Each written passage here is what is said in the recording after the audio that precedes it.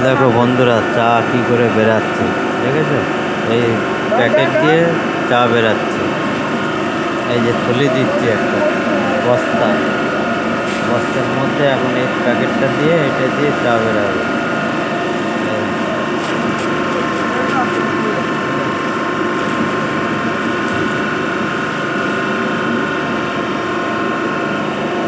চা বেরাচ্ছে দেখো, এটা বুঝলো কি সিস্টেমেটিক মেশিনের কি বিকল্প। মেশিনের দ্বারা সব কিছু হয় বন্ধুরা। চা নেই নাকি রে? এই দেখো সব বস্তা প্যাকেট।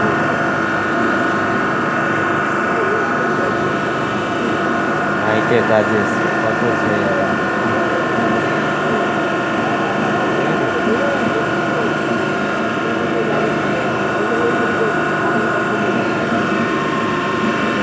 চা বেরাচ্ছে।